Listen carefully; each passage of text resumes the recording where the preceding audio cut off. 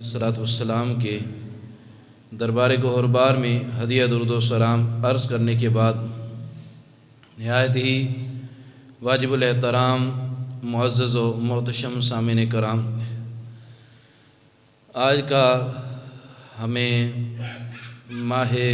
جمادی الثانی کا پہلا جمعۃ المبارک پڑھنے کی سعادت حاصل ہو رہی ہے۔ آج کے خطبہ جمعہ میں ہماری گفتگو کا موضوع سوشل میڈیا کا استعمال اور ہماری ذمہ داریاں ہیں۔ خدا کی بارگاہ میں دعا ہے جو سنے سنائے اللہ ہمیں اس پر عمل کرنے کی توفیق عطا فرمائے۔ سامعین ذی احتشام، آج ہم جس دور سے گزر رہے ہیں یہ ایک انٹرنیٹ اور سوشل میڈیا کا دور ہے۔ بلا شک و شبہ یہ ایک ایسی ایجاد ہے کہ جس کی وجہ سے دوریاں سمٹ گئی، دنیا ایک گلوبل ولیج کی طرح، ایک گاؤں کی طرح بن کے رہ گئی ہے۔ آپس میں تعلقات اور روابط کرنا بہت ہی آسان ہو چکا ہے، حتیٰ کہ آپ گھر بیٹھے کہیں بھی جاب کے لیے اپلائی کر سکتے ہیں، کسی یونیورسٹی میں داخلہ لے سکتے ہیں، کسی کو پڑھا سکتے ہیں، کسی سے پڑھ سکتے ہیں، اپنا بیان لائیو کر سکتے ہیں، اپنا بیان دوسروں تک پہنچا سکتے ہیں بآسانی۔ حتیٰ کہ وہ جو گھنٹوں بلکہ مہینوں کی جو مسافت کی چیزیں تھیں وہ اب سمٹ کر لمحوں پر آ گئی ہیں۔ تو یہ ایک اچھی چیز بھی ہے کہ ہمارے لیے زندگی کے مراحل کو گزارنا بہت زیادہ آسان ہو گیا ہے۔ ایک وقت وہ تھا جب لوگ بیرون ملک جو گئے ہوتے تھے ان سے رابطے کے لیے ترس ہی جاتے تھے، اور اب جتنی چاہے مرضی ان سے بات کر لی جائے، حتیٰ کہ واٹس ایپ، ایمو، اسکائپ وغیرہ وغیرہ ان چیزوں کے استعمال کے ذریعے ان سے براہ راست ویڈیو کال بھی ہو سکتی ہے۔ غموں، دکھوں اور سکھوں میں ان کو شریک کیا جاتا ہے۔ یقیناً یہ اللہ تبارک و تعالیٰ کی بہت بڑی ہمارے اوپر نعمت ہے، اور اس نعمت کے بارے میں اللہ تعالیٰ ارشاد فرماتا ہے وَمَا بِكُم مِّن نِّعْمَةٍ فَمِنَ اللَّهِ، یعنی تمہارے پاس جو بھی نعمت ہے وہ اللہ تعالیٰ کی طرف سے ہی ہے۔ اور پھر یہ ایک اصول ہے کہ جس نعمت کا انسان شکر ادا کرتا ہے اللہ اس سے بڑھ کر بندے کو عطا فرماتا ہے، اور جس کا بندہ ناشکرا ہو جاتا ہے اللہ بندے سے وہ نعمت بھی واپس لے لیتا ہے۔ جس چیز کی انسان کو قدر نہیں ہوتی وہ چیز انسان سے واپس لے لی جاتی ہے۔ تو ہمیں اس میں اپنا کردار یہ ادا کرنا چاہیے کہ ایک تو ہم خدا کا اس بات پر شکر ادا کریں کہ ہمارے لیے زندگی کے مراحل جو ہمارے پہلوں کے لیے بہت مشکل تھے، ہمارے لیے اس میں بہت ہی زیادہ آسانی کر دی گئی ہے۔ آج کے دور میں آپ علم دین، علم دنیا، ہر چیز آپ گھر بیٹھے سیکھ سکتے ہیں۔ آپ کو حتیٰ کہ باہر جانے کی ضرورت نہیں ہے۔ گھر میں بیٹھ کر لوگ کاروبار کر رہے ہیں اربوں خربوں کا، ان کو باہر جانے کی ضرورت نہیں ہے۔ تو ہمیں اس موقع پر اللہ تبارک و تعالیٰ کا شکر ادا کرتے ہوئے اس انٹرنیٹ اور سوشل میڈیا کا زیادہ سے زیادہ درست اور صحیح اور ثواب کے کاموں میں استعمال کرنا چاہیے، کیونکہ یہ خدا کی نعمت ہے، انسان کو ذہن دیا ہے، خدا نے دیا ہے، اور اس نے یہ ساری چیزیں بنائی ہیں۔ اس کے برعکس یہ جتنی بڑی نعمت ہے ہمارے لیے، ہمارے پاس، اس کا استعمال اتنا ہی غلط کیا جاتا ہے، حتیٰ کہ اس رب کی عظیم نعمت کو اب گویا کہ زحمت سمجھا جانے لگا ہے۔ ہر گھر میں، ہر بچے کے پاس یہ چیز موجود ہے، اور وہ جس وقت جو چاہے دنیا کی ہر چیز نکال کر اپنے سامنے دیکھ سکتا ہے۔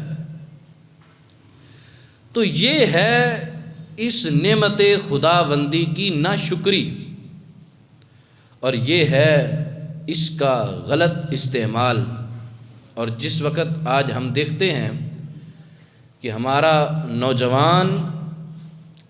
اس کی وادیوں میں بھٹکتا چلا جا رہا ہے، اس کو کوئی دنیا کی فکر نہیں ہے، اس کو کوئی دین کی فکر نہیں ہے،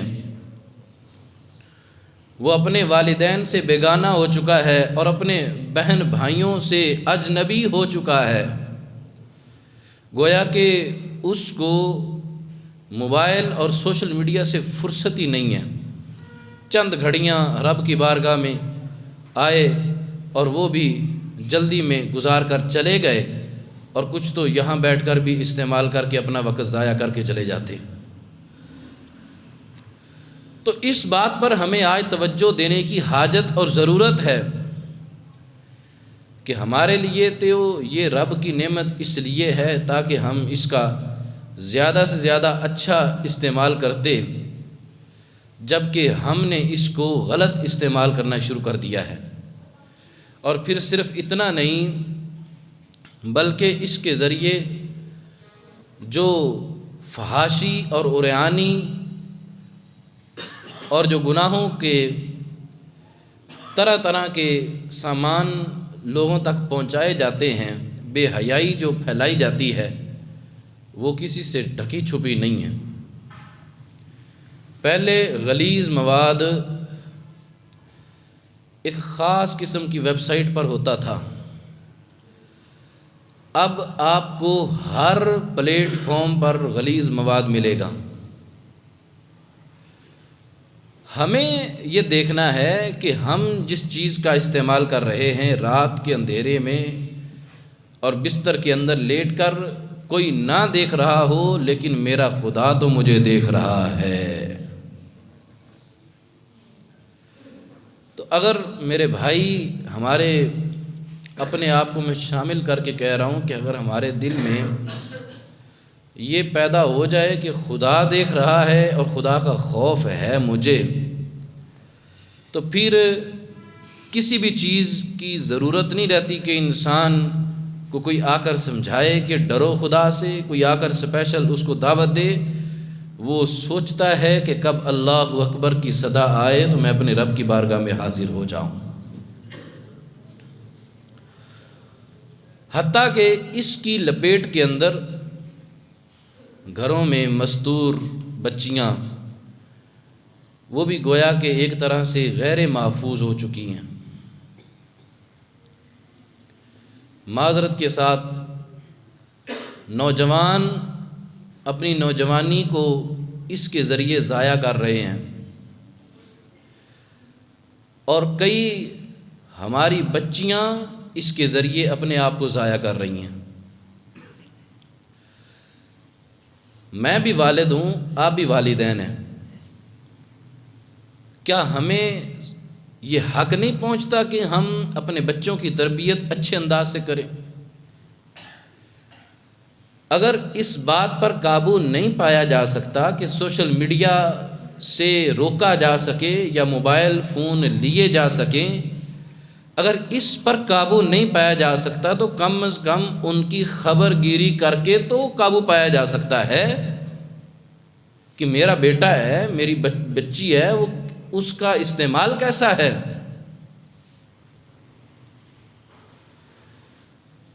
حتیٰ کہ اس کے ذریعے سینکڑوں منٹ اور سینکڑوں گھنٹے ضائع کر رہے ہیں ہمارا یہ نوجوان اور ہماری نوجوان بچیاں۔ آج کل یہ کسی سے بات ڈھکی چھپی نہیں ہے، تو اس لیے ایک پیغام ہے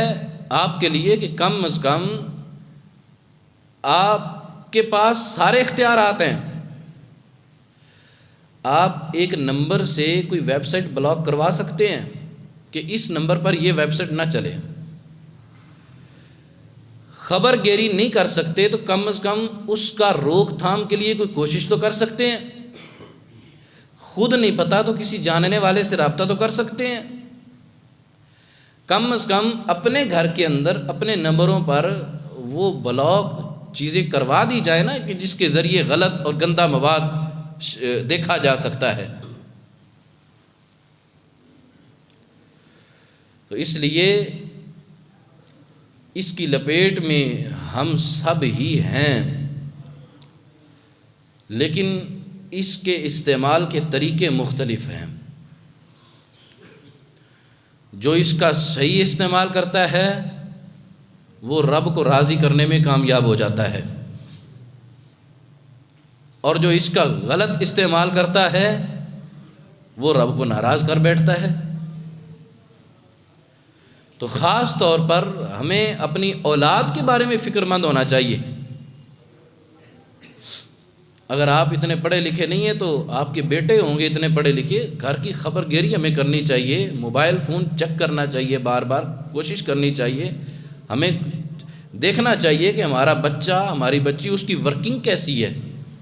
اس کا استعمال کیسا ہے۔ تو پہلی بات تو یہ ہے کہ ریکویسٹ یہ ہے، اگرچہ اس پر عمل کرنا یا کروانا کوئی انتہائی مشکل کام ہے، پہلی بات تو یہ ہے کہ اگرچہ یہ ضرورت بن چکا ہے موبائل فون، تو ہماری بچیوں کے پاس سادہ موبائل ہونا چاہیے۔ آپ مدرسوں میں چلے جائیں، کئی مدرسوں میں تو ابھی بھی وہاں موبائل فون الاؤ نہیں ہے، اور کئی مدرسے ایسے ہیں کہ جہاں موبائل فون الاؤ ہے تو وہاں پر جو ایسا موبائل فون جس کا کیمرہ بھی نہ ہو اور ٹچ سکرین بھی نہ ہو۔ میں خود جب پڑھتا تھا درس نظامی میں تو وہاں پر ایسا موبائل رکھنے کی اجازت تھی جس کے اندر ایف ایم بھی نہ ہو، اور ڈھونڈنا پڑتا تھا کہ یار ایسا موبائل کہاں سے ڈھونڈ کر لائیں جس کے اندر ایف ایم بھی نہ ہو، کارڈ بھی نہ ڈلے، ایف ایم بھی نہ ہو، کیمرہ بھی نہ ہو، صرف ایک کال آئے اور جائے بس۔ تو یوں اس کی روک تھام کے لیے کوششیں کی جا سکتی ہیں۔ بڑا فون کی گھر میں ضرورت ہے تو آپ رکھیں، بڑے بیٹے کو دیں، رشتہ داروں سے ویڈیو کال کرنی ہے، بات کرنی ہے، ایک موبائل گھر میں ہونا چاہیے، آپ کے پاس ہو، آپ کے بڑے بیٹے کے پاس ہونا چاہیے۔ تو لہذا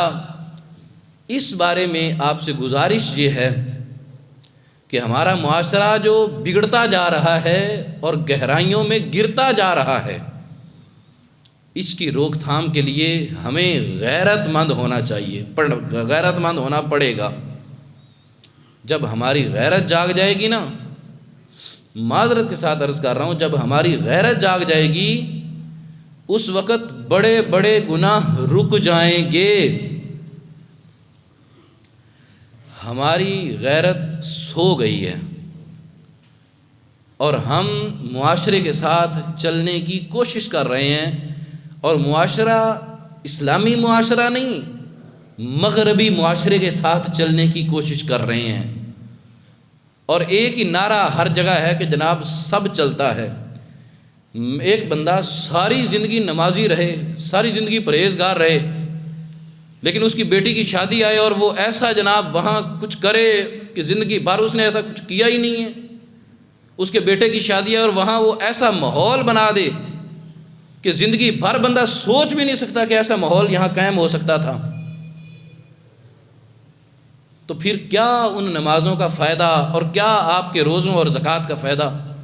کیا آپ کو آپ کے رب کو آپ کی نمازوں کی ضرورت ہے؟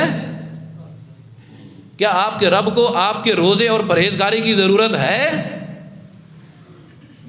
50 سال آپ نے اس انداز سے گزارے، 40-30 سال اس انداز سے گزارے،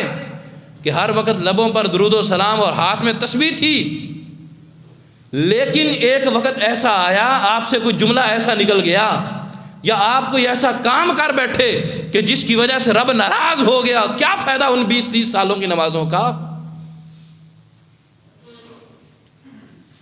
میں ساری زندگی اپنی بیٹی کی، اپنی بہن کی کیئر کرتا رہوں کہ کوئی غیر محرم میری بچی پر نظر نہ ڈالے۔ میں بھائی ہوں، اگر میری بہن ہے ساری زندگی اس کو برقع پہنا کے رکھوں، نقاب بایا پہنا کے رکھوں، کوئی دیکھے تو اس کی آنکھیں نکالنے تک جاؤں۔ آپ مسلمان ہیں، آپ کی غیرت ہے، لیکن میری غیرت کو اس وقت کیا ہو جاتا ہے کہ جب ہمیں خوشیوں میں شریک یا غمیوں میں یا اس طرح کے معاملات میں، شادی بیاہ میں، یا میری بیٹی کی شادی سمجھیں، اور وہاں میں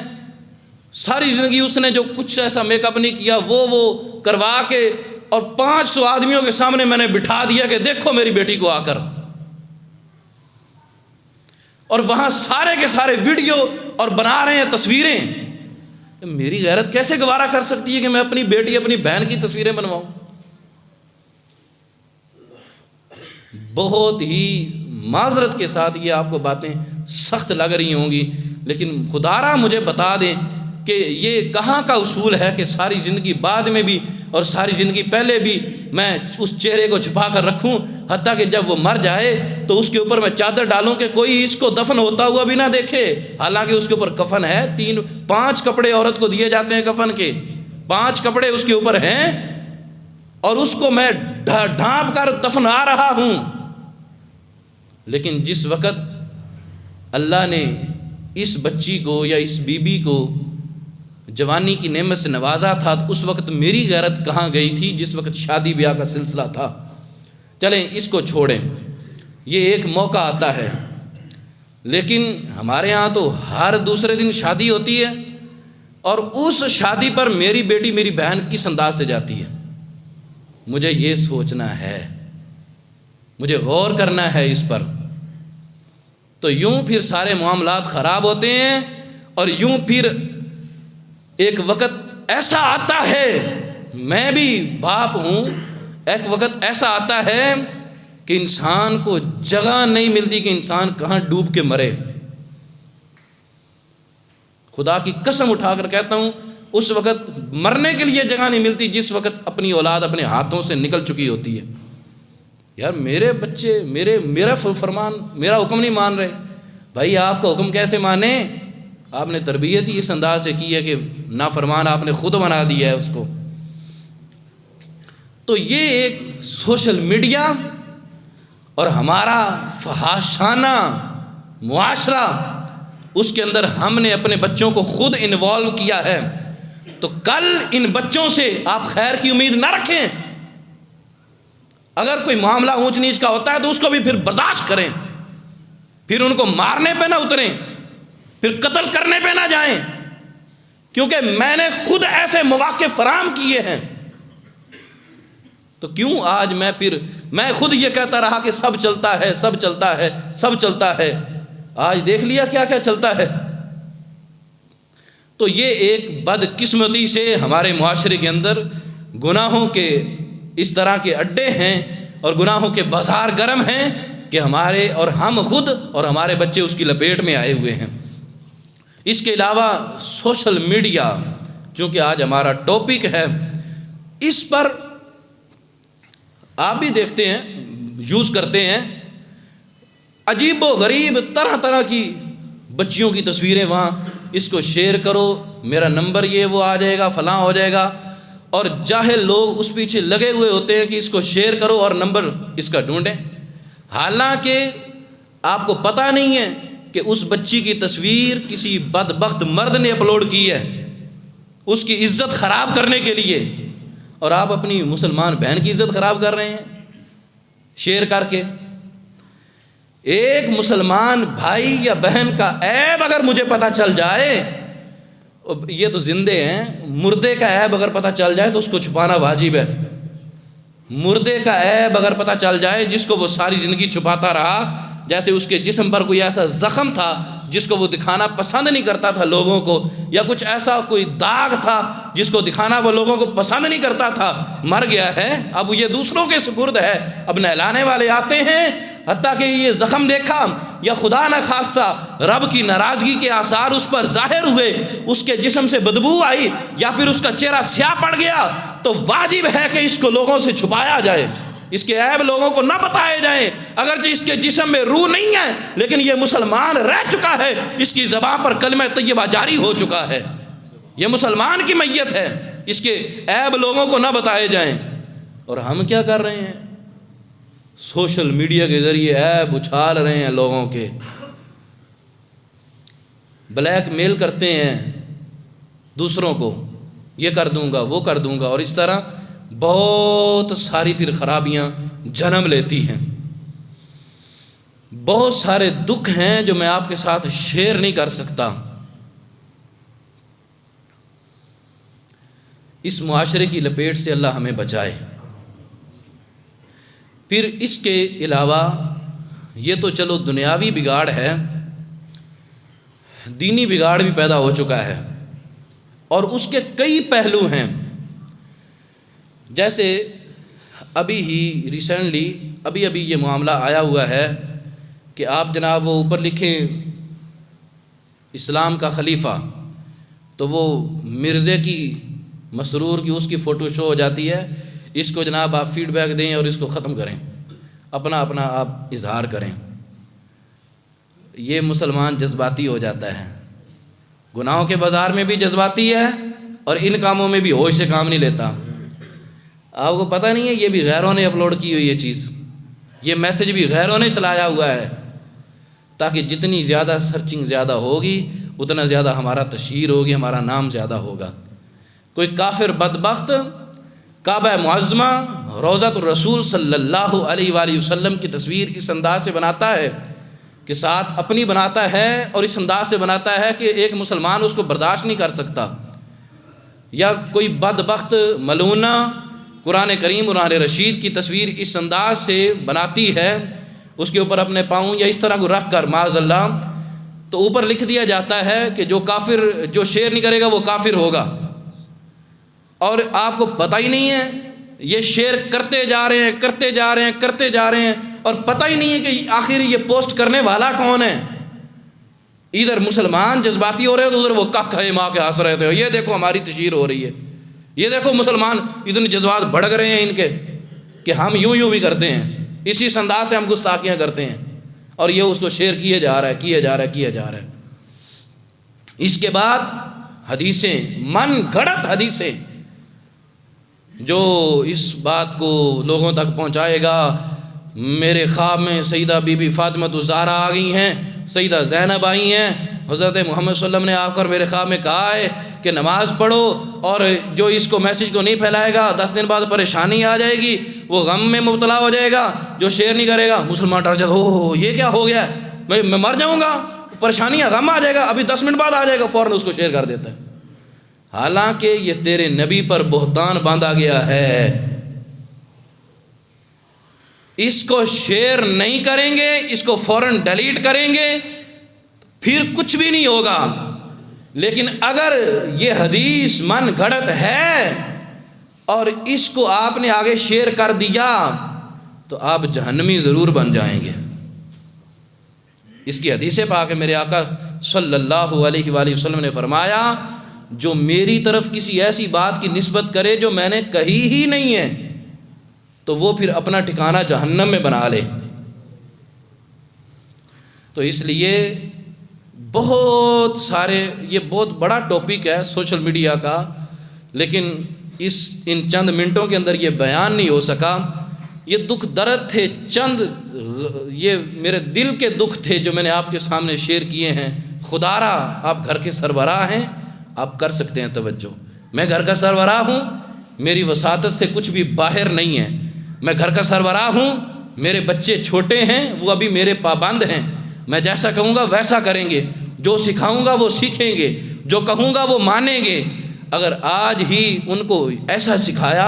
کہ کل کو وہ اس انداز سے نافرمانیاں کریں اور گناہوں میں ملوث ہوں تو پھر کل کو مجھے پریشان نہیں ہونا چاہیے کہ میرے بچے آخر میری بات کیوں نہیں مان رہے ہیں، اور انہوں نے مجھے اس سٹیج پر لا کر کھڑا کر دیا ہے کہ اب نہ میں مر سکتا ہوں نہ میں جی سکتا ہوں۔ تو ایسی ذلت سے خدا دشمن کو بھی بچائے جس وقت یہ سامنے ماحول پیدا ہو جاتا ہے کہ بچہ یا بچی اپنا ہے اور انسان بے بس اور مجبور ہو چکا ہے، اس کو کہتا ہے بیٹا ایسا نہ کر، میری عزت خراب ہو جائے گی، میں مر جاؤں گا، معاشرے کو منہ دکھانے کے قابل نہیں رہوں گا۔ وہ کہتا ہے جناب آپ جو مرضی کریں، آپ اپنا پگ اپنی اتار کر اس کے پاؤں میں رکھ دیتے ہیں، کہتے ہیں جناب جو مرضی کریں میں نے ٹس سے مس نہیں ہونا، آپ مار مار کے تباہ کر دیتے ہیں۔ وہ کہتے ہیں جناب جو مرضی کریں میں نے ٹس سے مس نہیں ہونا، میں نے یہ کام کرنا ہے تو کرنا ہے، ادھر شادی کروانی تو میں نے کروا کے رہنا ہے۔